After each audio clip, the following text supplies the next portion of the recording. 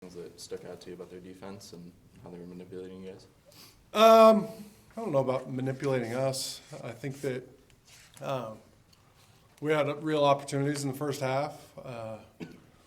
Some operational mistakes screwed us up on the first drive. We scored 2 touchdowns. Had a bad snap on the second drive, or on the third drive. We had 4 drives in the first half, scored 14 points, and missed a field goal and kind of screwed that drive up. So I thought, the execution was decent, good. You're not going to beat really good teams you got to play better than that. And then the second half, it just got away from us a little bit. Again, operational mistakes and stuff that I got to clean up, but certainly a lot to learn from. We have kind of put that to bed and moved on and have refocused and know what we need to fix. But there's, as always, some good, some bad. What was the biggest lesson from that one? I kind of said it, but the operational mistakes killed us. We fumbled a snap on the 2nd and 7 on the first drive coming out where they kicked a field goal. We're down 11. We fumble a snap.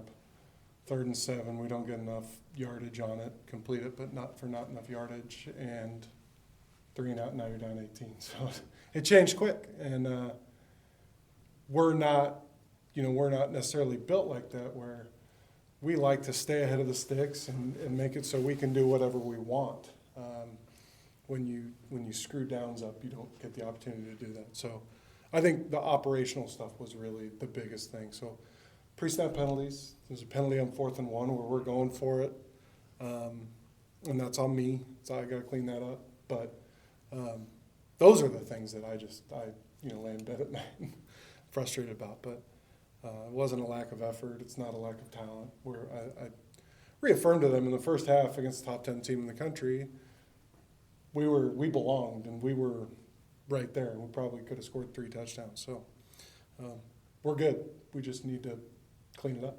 Was that just first start yips for Luka on some of those center quarterback exchanges? Or? Well, one of them was there were 3 that I can remember, and I think 2 of them are on the quarterback. So one, Jabari just dropped. It was a good snap. The other one, Vonnie's got to get in there and ride him. And then the other one was just too low. And so I don't think he had jitters in that sense, because he went in when Bam got hurt against San Diego State, and we didn't have any issues snaps. So I don't think so. I think Luka is mentally tough and dialed and focused. Like he is not nervous. He might be geeked up, but he's not nervous. How would you assess Giovanni through the first 3 games? We've kept turnovers to a minimum. We could be better in decision making. I'm going to say that about every quarterback ever.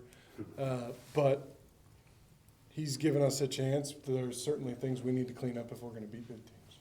Yeah, that was going to be my next thing is like, what's 1 or 2 areas maybe that he needs to improve on to kind of get to open things up a bit? Yeah, there's just a couple throws that I wish, we need to hit that. We need a little bit better ball there. We need to make the right read. But he's in his 3rd game or going into his 4th game in this offense. So we're getting there. We're installing new things. We're growing this offense and new words and new reads and try to keep stuff consistent. Hey, this is called this, but it's the same as this.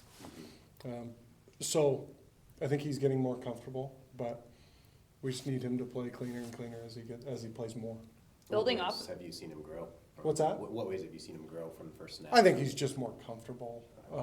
We're able to put a little bit more on his plate week to week. We had more run alerts and just for the different things that they did defensively.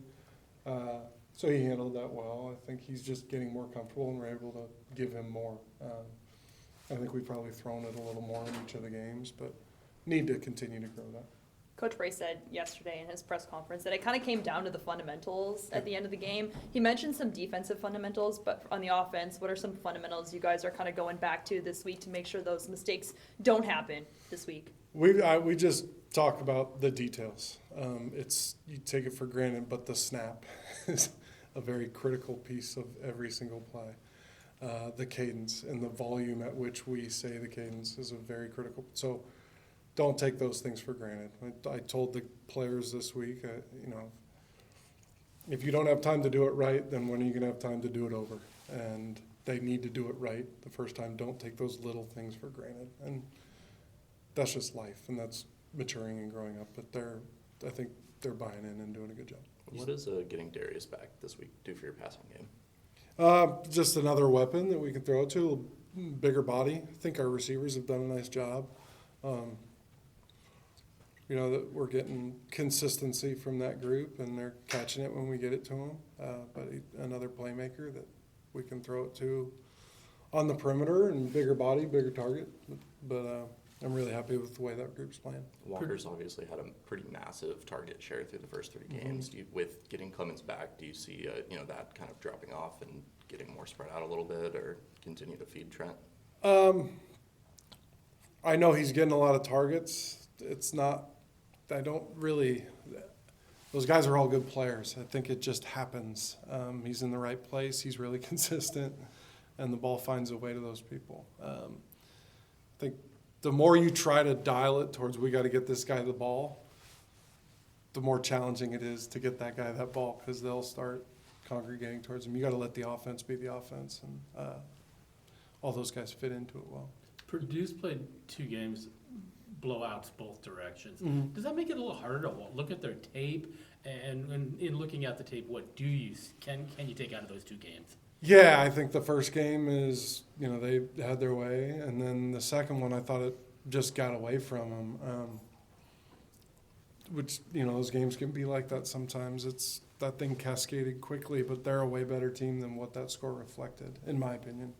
I think they're big and physical up front. I think, you just have to look for consistencies and commonalities throughout the games, things they do over and over, and learning their base and what that is and how to attack that, and then being ready for those counter punches that everybody has in their defense. You said you're obviously not going to give us your game plan, but as you move forward, how do you kind of balance the sticking to your ground and pound kind of identity with opening things up a bit, giving Giovanni more?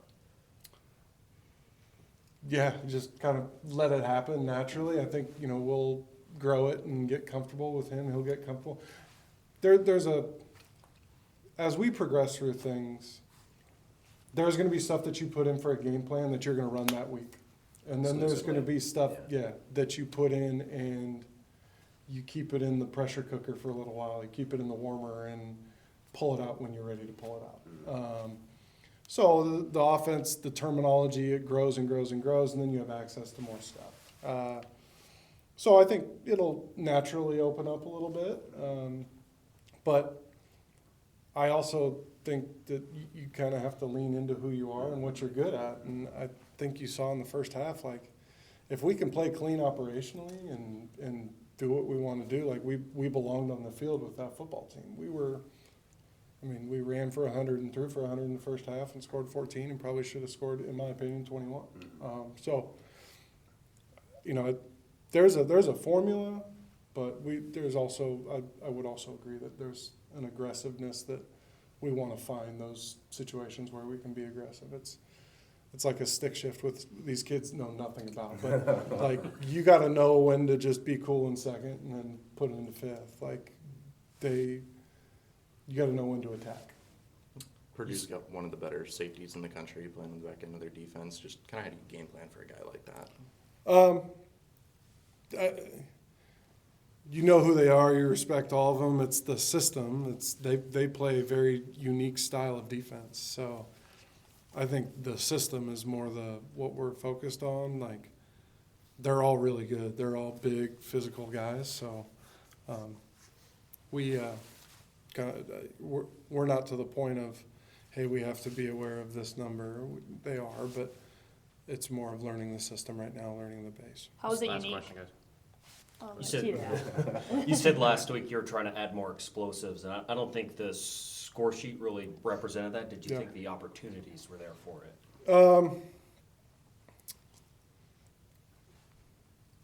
Maybe. Great answer, right? Tried the double pass. Yeah, we tried some stuff. We tried to get aggressive. We tried to do some different things. I'm sorry, it's not super fresh on my mind right now, but there was some, probably not enough, and that's on me. I got to figure out ways to do that. Really Thank you very quickly, much, you man. just said that Purdue defense is unique. How is it unique, do you feel like? They run a system where they're going to play man, and they play man, and they know they play man, and it's like, all right, this is what we do, and we're good at it, and we're going to stop you. So they are going to be in a defense more often than teams just sit in one defense. But they're schooled up on it, and they're good at it. All right, thanks, Coach. Yeah, thank you.